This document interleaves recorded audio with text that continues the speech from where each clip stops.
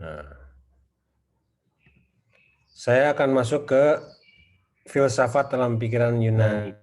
Pernah belajar kita ini?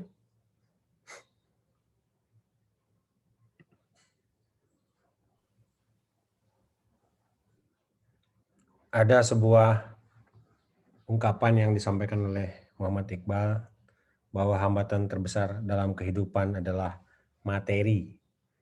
Matter itu tentang alam semesta yang kita lihat, yang kita rasakan, yang kita raba. Yang sesuatu yang masuk ke dalam ruang dan waktu itu merupakan hambatan terbesar dalam kehidupan.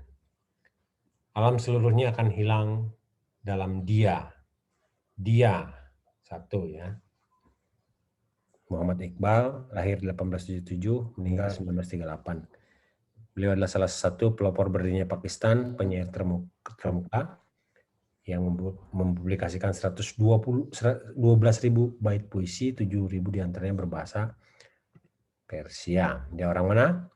Pakistan. Nah, kalau kita lihat ke belakang, dari sejarah filsafat itu kita kenal sejak 900 tahun sebelum Masehi, ada namanya Yunani kuno yang tercampur baur dengan mitos. Ya. Ada konsepsional, koheren, rasional, komprehensif. Metode filsafatnya ada analisa dan sintesa.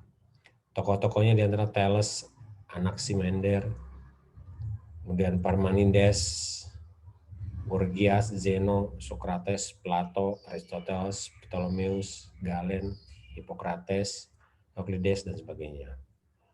Kemudian 300 tahun setelah Masehi, di mana Yesus diangkat menjadi Tuhan, karena sebelum tahun 300 itu Yesus masih belum dianggap Tuhan oleh orang-orang Nasrani. Tapi tahun 300 itulah Yesus, 300 tahun setelah kelahirannya, dianggap sebagai Tuhan. Kekuatan militer Romawi yang besar menguasai Yunani, Mesir, hingga ke Syria, kota Alexandria sebagai pusat peradaban dalam ilmu pengetahuan. Tahu di mana Alexandria? Ada yang tahu? Salam. Mesir, Ustadz. Mesir ya, betul ya. Di Mesir itu terkenal dengan kota-kota besar ya. Ada Luxor, ada Kairo, ada Alexandria. Kenapa? Karena Mesir merupakan salah satu ikon ya, salah satu peradaban yang kuno yang hingga hari ini masih. Teori atom itu juga ditemukan di tahun 300-an oleh Demokritus untuk menghilangkan rasa takut pada tahayul, neoplatonisme, dan dominasi Katolik. Muncullah di sini budaya disebut Hellenisme atau Helentis. Helen ya, ada salah seorang dewa, kok seorang dewa, sedewa seorang atau dewa lah, dewa Helen ya, yang menguasai atau yang mempengaruhi mitos kepercayaan orang Romawi pada saat itu. Jadi kalau dalam bahasa Arabnya menjadi Iskandar, Al-Iskandar itu sejatinya itu dari bahasa Yunani, Alexander. Ya. Kemudian masuklah ke abad 8, Middle Age, yang kita kenal dengan abad tentang lahirnya Islam. Lahirnya abad ke-7 sih, Rasulullah dilahirkan, tahun 500-an gitu ya. Di sanalah dibuat penerjemahan buku, kemudian buku-buku hasil dari 300 tahun sebelumnya itu diterjemahkan kembali oleh peradaban Islam ketika itu yang sudah semakin maju. Di sana ada Al-Ghazali, Ibn Rushd, kemudian lagi ada juga Al-Farabi, Ibn Sina, Al-Kindi, ya. Ini saya sebutkan nama-namanya di bawah ini.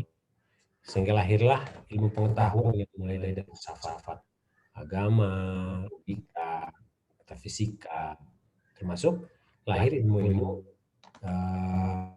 dasar, ilmu-ilmu pasti seperti matematika, fisika, kimia. Kimia itu bahasa Arab, ya, Arab, ya. Kemudian tahun 1500-an lahirlah Renaissance, di mana ya, ini kan masih berpanjangan dengan nih, perang antara budaya timur yang banyak, ada India, Cina, Arab, ya, dengan Romawi Barat. Itu Barat itu bergejolak, ya. Ini suaranya terdengar ya? Terdengar, Ustaz. Dengar, Ustaz. Putus kan? Oke. Dengar, Ustaz. Ya, makasih. Sehingga lahirlah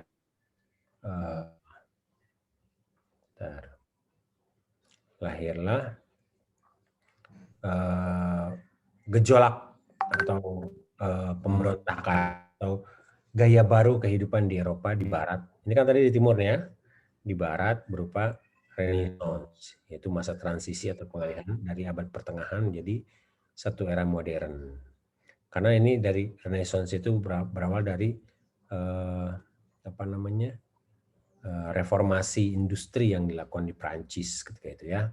Prancis, Inggris, Spanyol, kemudian Itali, kemudian Portugis, negara-negara Eropa itu meyakini bahwa di sana ada tempat lain yang bisa dijadikan sebagai koloni, dijadikan sebagai teman, maunya gitu. Tapi bentuknya menjadi imperialism, penjajahan, atau kolonialism. Koloni itu sebetulnya bagus, menjadi satu arah di mana mereka menyatu untuk menjadi bagian dari mereka. Seperti Belanda datang ke Indonesia, Ratu Wilhelmina memerintahkan kepada satu usaha dagang namanya VOC, ya, tahun 1560. VOC datang ke Indonesia dipimpin oleh siapa, ada yang tahu? Van der Houtman, ya. Mereka merapat ke laut Sunda, di Sunda Kelapa lah sekarang, yang menjadi Batavia waktu itu. Mereka mengadakan imperialisme dan kolonialisme. Bahkan di Asia dan di Afrika. Ketika itu belum ada konsep negara-negara, itu belum ada konsep ketika itu. Ada satu kampung, ada masyarakatnya, ada orangnya, udah.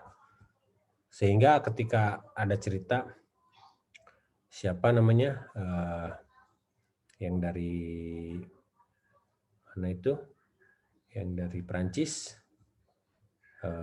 jenderal siapa, ada yang ingat namanya, yang dari Prancis,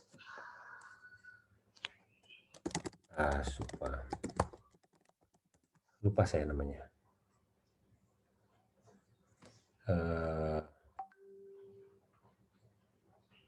Allah Robbi, yang menjajah sebagian Afrika itu, mesti tahu lah kalau disebutkan namanya itu. Bernardi, bukan Bernardi. Ada yang tahu, ada yang ingat namanya?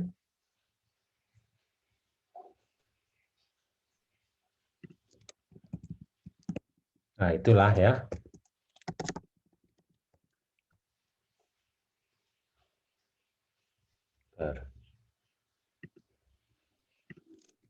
Cari dulu di Wikipedia, namanya itu adalah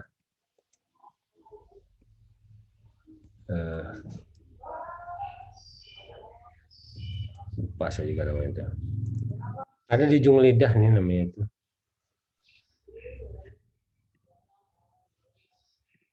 Nah, dia datang ke Afrika Tengah, kemudian bertanya, ini daerah apa namanya? Nah, orang yang berada di suku tersebut bingung, daerah itu apa? Negara itu apa? Kawasan itu apa? Ini tempatnya apa namanya? Ya inilah tempat kami, kampung kami. Oh, gini aja, siapa bosnya di sini namanya? Atau ketua sukunya siapa? Ketua sukunya namanya Musa bin Baik. Oh, namanya Musa bin Baik. Kalau itu nama ini, nama daerah ini, nama negara ini, saya sebutnya sebagai Mozambik. Mozambik. Nah, itu ya ceritanya. Jadi awalnya dari situ. Bentar. Bentar ya. Mozambik itu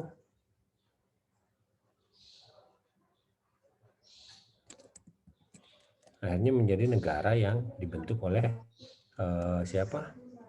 Oleh Prancis. Nah, gitu. Dan bukan hanya Mozambik, hampir seluruh wilayah di Afrika itu dikuasai oleh Prancis. Demikian juga di Indonesia sebetulnya belum ada ketika itu. Masih kerajaan-kerajaan kecil kayak kerajaan Banten, kerajaan Demak, kerajaan yang kecil-kecil itu. Akhirnya mereka dipecah-pecah menjadi kekuasaan-kekuasaan yang ditangani atau yang dikuasai oleh era imperialisme dan kolonialisme dari Eropa, dari Barat. Mereka membawa 3 misi, 3G, Gold, Gospel, and Glory. Gold itu mereka mencari hartanya, Gospel itu menebarkan ilmu, menebarkan misionarisasi Kristen, Glory itu mencari kemenangan, menguasai wilayah. Baik. Selanjutnya, setelah bangkitnya Renaissance, Humanism, Reformasi,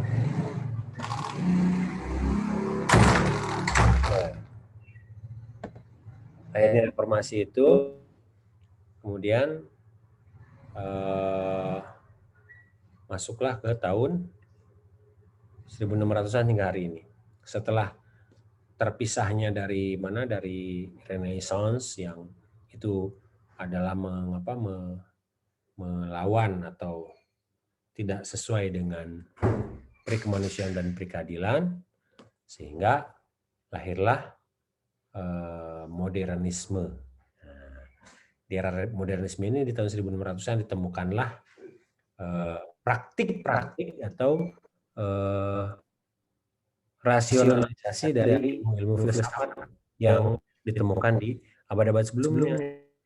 Di masa modern inilah ditemukan mesin uap, ditemukan pesawat, ditemukan lampu, ditemukan telepon, ditemukan pos, dan sebagainya.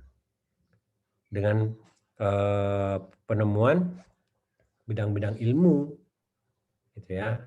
Kelanjutan dari Renaissance itu ada diantaranya René Descartes, dikenal sebagai bapaknya filsafat.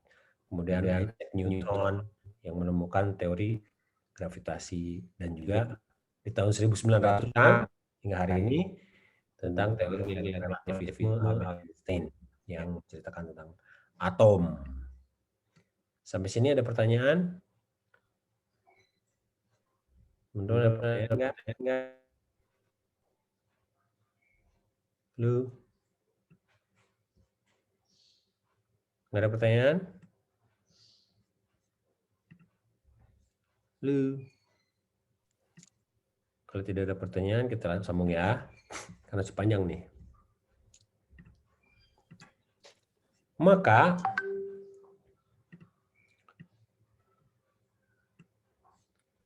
ini mundur lagi ke belakang di 624 sebelum Masehi. Nanti saya akan dibacanya. Ada Telas of Letios, ada Paticus dari Mytilene, ada Bias of Priene, ada Solon dari Athena, ada orang bijak yang 5, ada Silon dari Sparta. Ini panjang bicara tentang filsafat, karena materi kita itu kan metode tentang metodologi Islam ya, metode tentang filsafat. Nah, embryo filsafat Barat itu bersamaan dengan tokoh-tokoh yang mereka angkat. Di antaranya adalah Socrates, ini gurunya, punya murid namanya Plato, Plato punya murid namanya Aristoteles, Aristoteles itu punya murid lagi namanya Demokritus. Socrates itu gurunya seorang Yunani dari Athena, salah satu pendiri filsafat Barat dan sebagai filsuf moral pertama dari tradisi pendidikan etika Barat. Berangkatnya dari etika Barat dulu, ya. Dia melahirkan sebuah pesan yang berbunyi tentang cardinal virtue, ya, kebaikan yang abadi, ya, cardinal virtue. Kemudian melahirkan seorang murid yang bernama Plato. Plato inilah yang kemudian melahirkan sebuah ide tentang kekuatan rakyat, demokrasi. Ya. Demo itu adalah kekuasaan rakyat, creation itu adalah kekuasaan di atas rakyat itu demokrasi. Muridnya Socrates, pendiri alam pikiran Platonis, akademi atau pendidikan tinggi pertama di dunia barat. Kemudian dari Plato ini lahirlah Aristoteles. Aristoteles inilah yang mendirikan negara dengan teori trias politika. Ada yang pernah dengar trias politika? Tidak ada. Trias politika itu terdiri dari eksekutif, yudikatif, dan legislatif. Inilah akhirnya anggota senator atau anggota dewan dia, ya. Ini tahunnya itu mundur tuh 470, 424, 300, ya. Kemudian Demokritus juga bersamaan dengan Socrates, filsuf Yunani kuno ya, pra-Socrates, sebelum Socrates, yang terutama dikenang hari ini karena formulasi tentang teori atom dan alam semesta. Ini Demokritus itu gurunya si Albert Einstein. Ini perjalanannya berangkat dari Renaissance, ya, tahun 1900 itu ada ditemukan buku berjudul Novum Organon, penguatan ilmiah serta metode-metode eksperimen secara empiris. Ya, ini penguatan ilmiah dan metode eksperimen secara empiris itu memang cocok untuk ke ilmu sains. Ya, sekali lagi buku Novum Organon itu meyakinkan bahwa sesuatu itu bisa diteliti, sesuatu itu bisa dieksperimenkan kalau kelihatan, dirasakan secara panca indera, diraba, dilihat, didengar, dicium, dan sebagainya. Eksperimen tuh ya, bukan pemikiran, tapi eksperimen. Kemudian dari Novum Organon itu oleh Bacon, ya, Francis Bacon, maksud menggantikan dengan teori Aristotle dengan ilmu pengetahuan dengan teori yang baru, scientific method. Maksudnya apa? Jadi satu ilmu ketahuan hari ini besoknya dikembangkan lagi untuk menjadi ilmu-ilmu yang baru. Tuh, menjadi scientific method. Oleh karena itulah sejak zaman Renaissance kemudian dikembangkan oleh Francis Bacon itu menjadi proses yang berkelanjutan. Ilmu pengetahuan itu tidak vakum hanya di situ, melainkan terus. Dulu hanya ada pesawat dengan 2 awak. Kemudian pesawatnya itu diisi lagi dengan 4 awak. Kemudian diisi lagi 10 orang, diisi lagi. Sekarang ada satu pesawat yang isinya sampai 800 orang. Pesawat besar, namanya A380, Airbus 380 Jumbo Jet. Ya, double decker. Jadi pesawatnya 2 tingkat. Di atas itu isinya ada 300, di bawah isinya 500. 800 orang bisa naik pesawat satu kampung. Nah, kemudian di tahun 1400-an muncullah filsafat ilmu. Di sana ada Copernican Revolution disebutnya. Dipelopori oleh Copernicus. Copernicus itu kalau pernah dengar, dia salah satu ilmuwan yang dijadikan sebagai simbol di dalam indeks ilmu pengetahuan. Galileo Galilei dan Isaac Newton. Mereka itu sebetulnya anti-Aristotelian, tidak melulu pada pemikiran, karena Aristotelian itu berpikir saja, merenung untuk menemukan sesuatu, menakar dan mengoreksi pemikiran Aristoteles. Kalau Aristoteles itu deduktif, kalau mereka ini induktif, ya. Dari model-model dijadikan sebuah rumusan. Kemudian muncullah modern science. Metode eksperimental dan matematis mengakibatkan pandangan Aristoteles akhirnya ditinggalkan. Nih, waktunya tinggal dikit lagi nih. Akhirnya metode merenung ditinggalkan, tapi lebih kepada secularism, perang ideologi antara agama dan ilmu pengetahuan. Jadi Scientology. Kemudian perkembangannya di tahun 1900 juga ada akhir John Locke, yang menyebut tentang teori tabula rasa, kemudian David Hume dan Immanuel Kant. Ya, Immanuel Kant itu orang Jerman ya. Ini masuk ke dalam era modern baru. 3 filosof memberikan pengaruh terhadap perkembangan ilmu filsafat. Dan yang terakhir, hingga hari ini kita berada sebetulnya pada era pasca modern, bukan modern lagi, post modern itu sudah dilihat tahun 1900-an, 1600-an, 1400, 1500 itu udah modern. Tapi sekarang ini udah pasca modern, postmodernism. Jadi perkembangan filsafat ilmu pengetahuan era positivisme di abad ke-19 ini lebih kepada praktis, tidak melulu pada yang renungan pemikiran. Orang-orang sekarang makanya nampak lebih pragmatis daripada filosofis gitu ya. Ini disebut dengan era milenium sekarang ini, tahun 2000 sampai ke atas. Ini kita tinggal 8 menit lagi. Teori ilmu pengetahuan itu terus-menerus secara tak terhingga mengalami revolusi, anarkisme, dekonstruktivisme. Dekonstruksi itu dihancurkan lagi, melebur menjadi ilmu baru. Against method, melawan metode yang ada, anything goes, apa saja boleh, menjadi liberal. Itulah yang terjadi pada filsafat barat.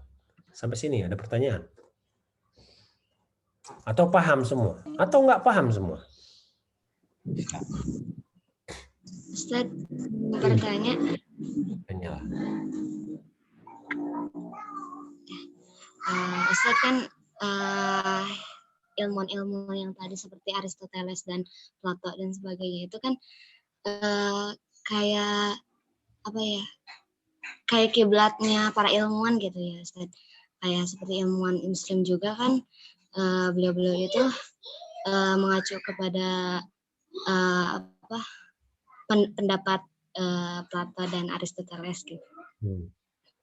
Dan dan yang mau ditanyakan itu beliau itu tuh orang Muslim atau bukan ya Ustaz? Terus beliau juga mengacu pada apa gitu pengetahuannya? Kan kalau pengetahuan, kalau menurut saya tuh pemikiran saya tuh pengetahuan pasti ada awalnya gitu. Ya. Seperti itu. Ini Zaini Rahmawat yang nanya ya? Iya, Ustaz. Baik. Yang pertanyaan kan dari mana mereka itu mengawalinya? Nah, gitu ya. Mereka Islam bukan? Bukan. Karena mereka pun lahirnya bukan sebagai umatnya Rasulullah, bahkan ribuan tahun. Kalau mereka lahir itu di tahun 300 atau 600 tahun sebelum Masehi dan Rasulullah lahir di tahun 500 atau 600 Masehi, berarti mereka lahir 1200 tahun sebelum Rasulullah lahir. Ya. Jadi mungkin tidak ketemu dengan apa namanya, dengan risalah, dengan kerasulan para nabi. Atau jangan-jangan mereka juga para nabi. Jangan-jangan ya. Kita nggak tahu. Karena nabi itu jumlahnya banyak, bukan hanya 25 yang kita kenal. Disebutkan dalam kisah itu sampai 70.000 nabi. Dalam kisah yang lain disebutkan sampai dengan 120.000 nabi. Kita nggak tahu jumlahnya berapa. Nah, pertanyaannya apakah mereka Islam atau bukan? Kita nggak tahu. Saya pun nggak berani jawab Islam atau bukan. Kenapa? Karena mereka berangkat atau mereka punya pemikiran seperti itu dalam kondisi yang mereka sudah dalam kondisi yang istilahnya Abraham Maslow, mereka bisa mengaktualisasikan diri karena seluruh kebutuhannya sudah terpenuhi. Rata-rata mereka adalah ningrat, rata-rata mereka adalah orang-orang yang sudah cukup. Tidak perlu makan, tidak perlu membanting tulang untuk cari kerja, tidak perlu mencari rumah untuk bersembunyi, untuk menetap. Mereka sudah anak-anaknya orang ningrat gitu ya.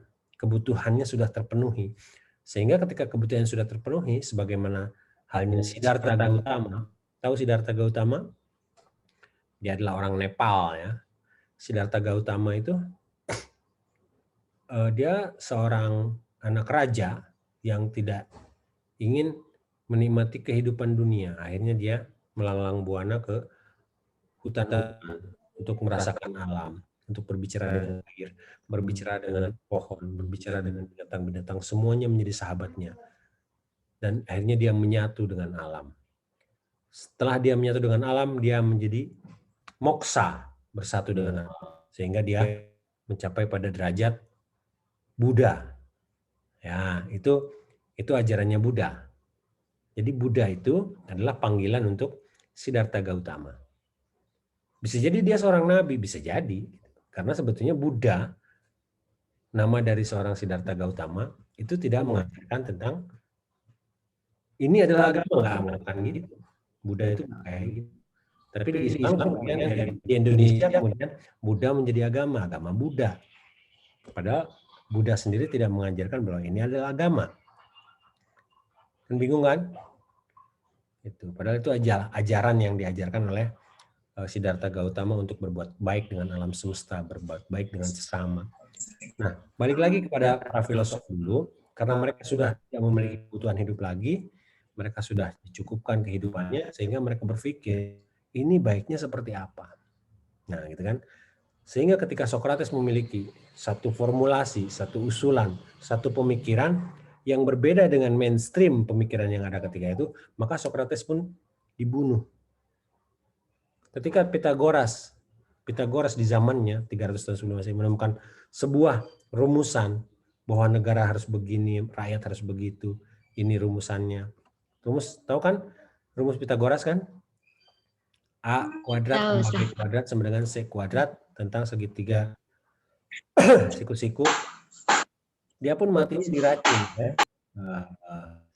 kaisar yang berkuasa saat itu. Kenapa? Karena pemikirannya sudah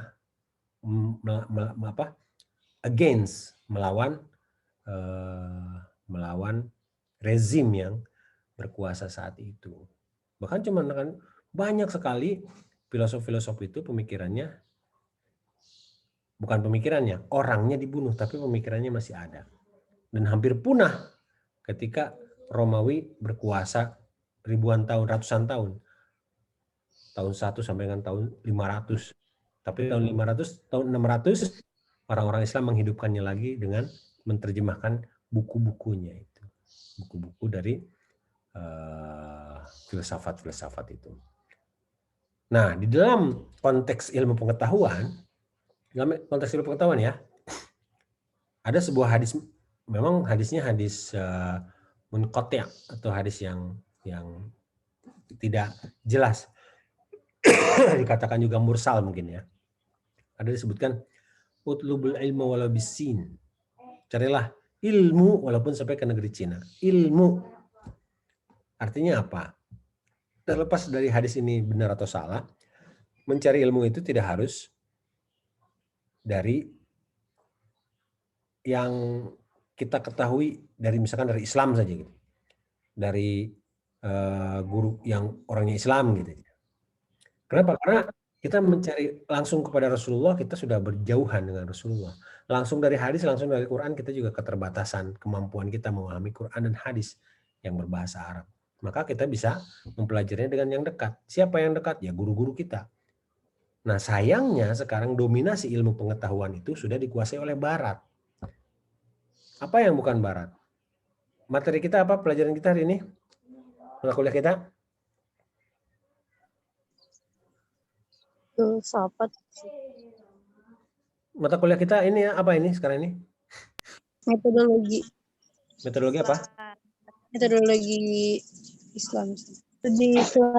Nah, metodologi itu bahasa Inggris dari Barat, studi itu bahasa Inggris dari Barat, Islamnya saja yang bahasa Arab. Metodologi, method itu dari bahasa metoda dan logos itu dari bahasa Yunani kuno. Studia itu bahasa Yunani kuno. Juga tiga ini kata dari bahasa Barat. Dalam bahasa Islam tidak ada metodologi. Ini bentar lagi mau mati ya. Kalau nanti mati kita sambung lagi. Jadi metode